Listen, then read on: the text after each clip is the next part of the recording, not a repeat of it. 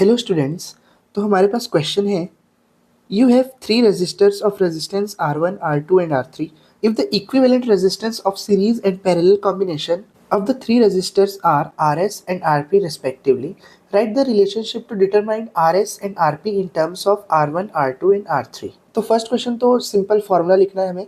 तीन रेजिस्टेंसेज हैं R1, R2 और R3, तो उसका सीरीज और पैरेलल कॉम्बिनेशन क्या होगा ये हमें डायरेक्टली लिखना है। और सेकेंड में देखिए, on the basis of the given circuit answer the following questions. Right the relationship between the readings of the two emitters A1 and A2. What is the equivalent resistance of the parallel combinations of three resistors? What is the value of current flowing in the circuit? B के second में हमें circuit दिया हुआ है और उसके basis पे हमें बताना है कि अमीटर 1 और अमीटर 2 के बीच क्या रिलेशन है।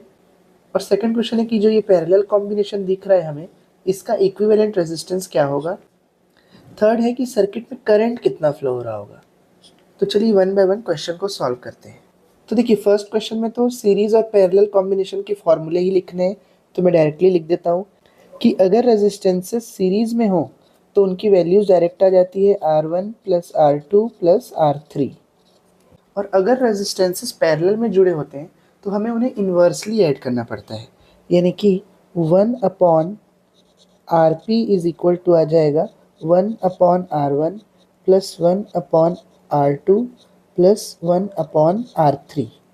तो ये हमने सीरीज और पैरेलल कॉम्बिनेशंस की रिलेशनशिप लिख दी है R1, R2 और R3 के टर्म्स में। चलिए अब नेक्स्ट क्वेश्चन सॉल्व करते हैं।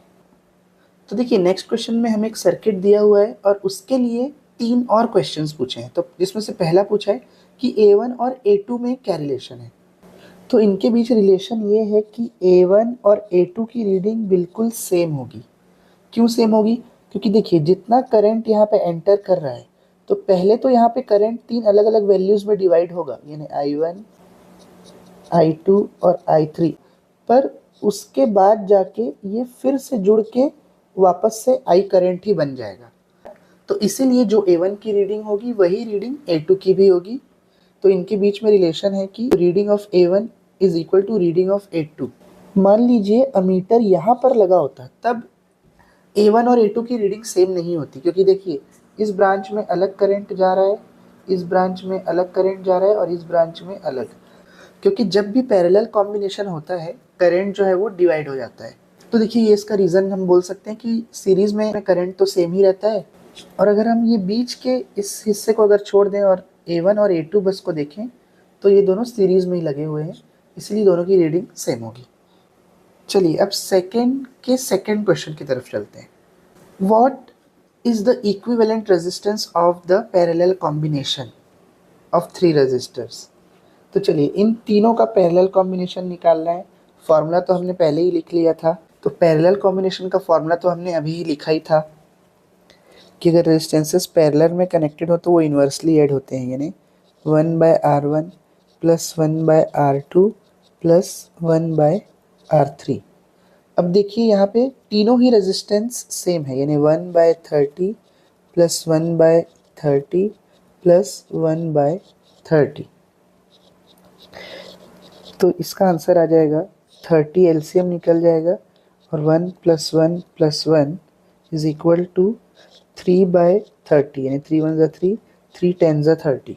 बट देखिए, जब भी हम पैरेलल रेजिस्टेंस निकाल रहे होते हैं तो हमें आखिरी में रेसिप्रोकल ज़रूर करना है। 1/Rp की वैल्यू 1/10 निकली है, तो Rp की वैल्यू निकल जाएगी 10 ओम।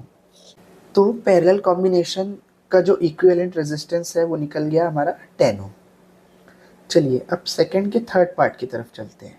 तो चलिए, इसमें बोला गया है कि सर्किट में करंट कितना फ्लो हो रहा है। देखिए, जब भी सर्किट बहुत सारे रेजिस्टेंसेस से मिलके बना हो और सर्किट का टोटल करंट पूछा जाए कि कितना है, तो हमें पहले उन रेजिस्टेंसेस के कॉम्बिनेशन को पूरा सॉल्व करके एक रेजिस्टेंस बनाएंगे, इक्विवेलेंट रेजिस्टेंस, और फिर उसके बाद V is equal to IR, यानी ओम्स लॉ लगा के हम करंट की वैल्यू निकाल लेंगे। तो देखिए, अब हम सर्किट को रिड्यूस करते हैं। तो सबसे पहले तो हम इन तीनों के पैरेलल कॉम्बिनेशन की वैल्यू निकाल चुके हैं, जस्ट इसके ऊपर निकाला था हमने, 10 ओम आया था।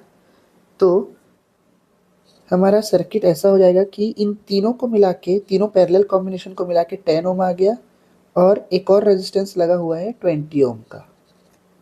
और यहाँ पर बैटरी लगी हुई है 3 वोल्ट की। अब इसको और रिड्यूस करेंगे तो देखिए इन दोनों में सेम करंट फ्लो हो रहा है, यानी ये दोनों रेजिस्टेंसेस जो हैं 10 ओम और 20 ओम सीरीज में कनेक्टेड हैं। तो जब भी रेजिस्टेंस सीरीज में कनेक्टेड हो तो हम उनको डायरेक्टली ऐड करके उसका टोटल रेजिस्टेंस निकाल सकते हैं। तो सर्किट का टोटल रेजिस्टेंस हो जाएगा 20 + 10 यानी कि 30 ओम, और बैटरी तो 3 वोल्ट की रहेगी और करंट हमें निकालना है।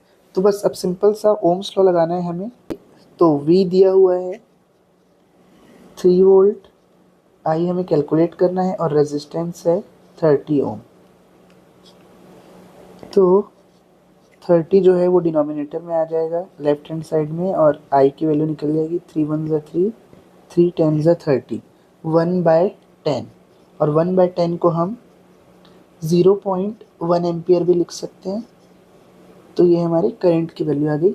और अगर अमीटर की रीडिंग भी पूछा होता तो अमीटर की रीडिंग भी 0.1 एम्पियर ही आती, क्योंकि अमीटर सर्किट में करंट फ्लो को ही डिटेक्ट करता है, तो 0.1 एम्पियर ही रीडिंग आती है। तो अगर आपको ये वीडियो अच्छा लगा हो और समझ में आया हो तो वीडियो को लाइक और चैनल को सब्सक्राइब ज़रूर करें। Thank you.